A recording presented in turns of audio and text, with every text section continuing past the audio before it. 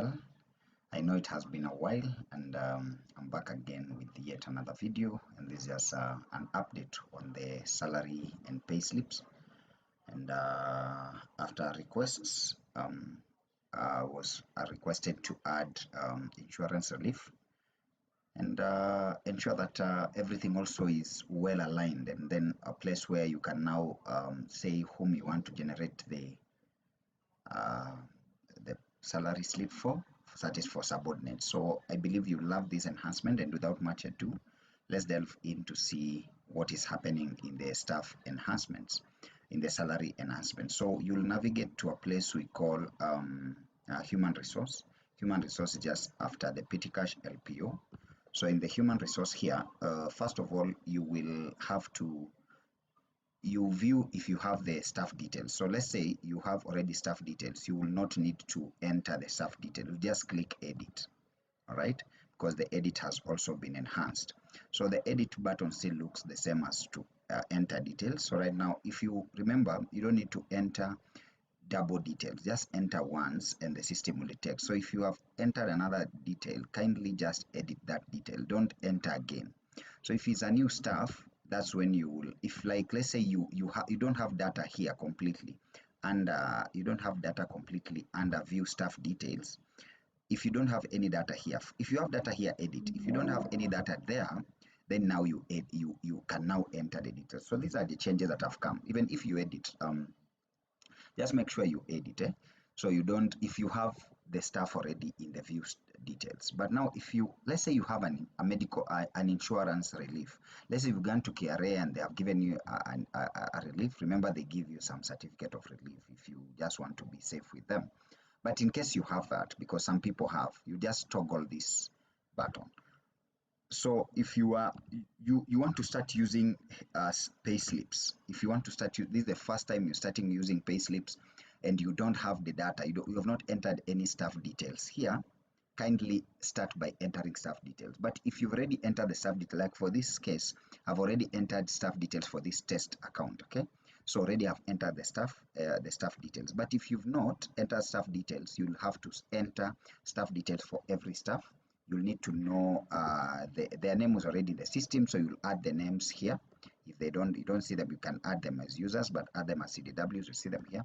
You put their employer ID, then put KRA pin there, and then you'll be able to enter SHA number and all that, and then you'll put here gross pay. If you put here gross pay, it will try to calculate the amount, but now you can edit even this amount. You can still edit this amount. You see, it's editable.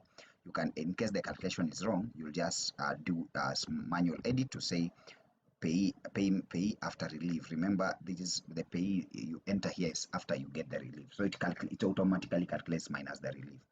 And then if you have the insurance, you'll toggle this so that you can now add that insurance. Remember, the insurance relief is the amount you get when KRA gives you a certain percentage that gives you a relief as you have committed to paying some insurances. Actually, there are some insurance that have those reliefs.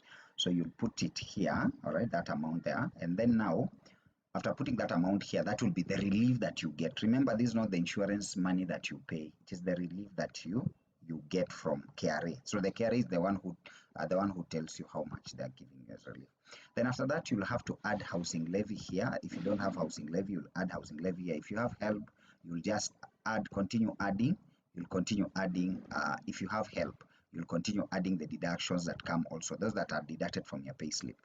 So that's what you need to do there. So you make sure that that's if you are entering staff details for the first time. But already, if you have already entered and you just want to do that correction, you don't need to enter everything. You just need to come and click view staff details here, and then now when you click view staff details, you click edit. So when you click edit, this is what you'll see. You will be able to now add. You'll just be able to see that toggle, which will give you also the option to add that amount. So you'll just toggle. You just toggle here, and then you'll add that insurance amount if you have, and then now you can, if you have any other deductions, you can add the deductions here again. Okay, remember, it will just update wakati una update. So that is the done by adding or editing, so that if you have insurance relief, it can reflect. And then now you can now make salary payment. Now the salary payment that you're making will have the details of what you're generating. So for this month, you see I've not generating any pay slips for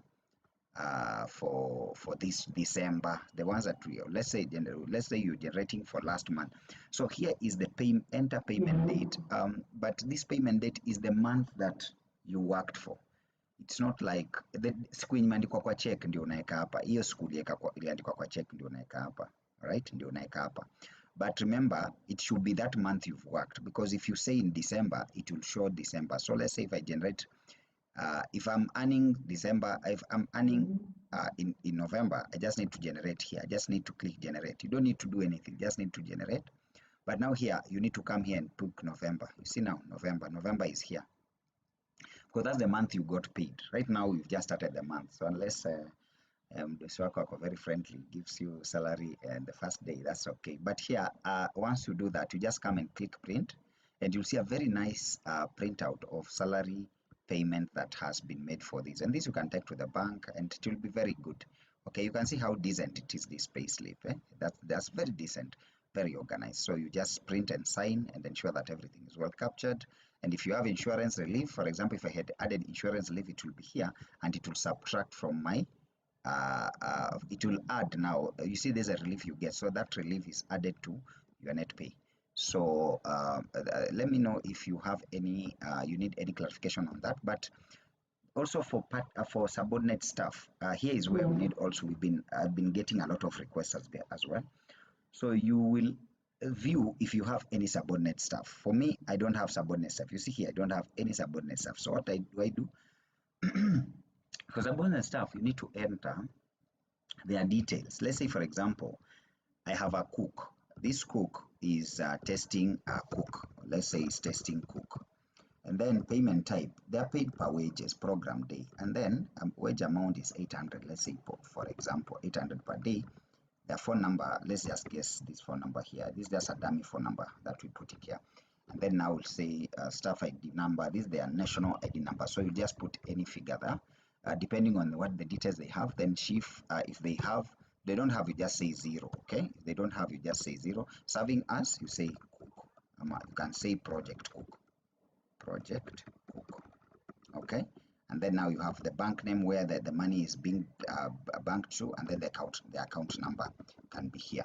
So that's what you do, and you enter, you post subordinate details like that. You post subordinate details. So when you post, you see it is here, and you can either say they are active or inactive. Then when they leave the project, you just turn this, but when they are still there, you just turn this. So that becomes active. Now when you're coming to generate payment for subordinate stuff, you can choose who you want to generate the payment for. Here it will have already included all, but now you can say I don't want to generate for this. Maybe if you have two, you'll tick the one you want to generate, but initially all of them are highlighted. But now you put here how many days they have worked. For example, let's say this cook worked for 3 days. You just say 3 days, and then I'm paying them for November, because remember there is a book they sign. So this day is when I wrote the check, and then you generate pay slips. So when you generate pay slips, now when you generate, you have to go that month you paid. You see November. So it is here again, and then you print, and you have a very nice, the same applies for part-time teachers. Remember, if it's a part-time teacher, it must be for the days that they have worked. It must be for the days that they have worked. The system will calculate how many lesson plans, but you can still adjust. So you can see it is per. So system work days, you see that's how it is, like that. And then it will generate the payment if that is the case. So let me know if you need any clarification on that, and I'll be glad to support you. Let me know if there is any support you'll need on this, and then I'll be more than glad to support you. So today I'll end the video there. So let me know if you like any other enhancement, and be more than willing to take you through, just to ensure that everything is well aligned with you and from your end. Once again, thank you so much. God bless you. Bye.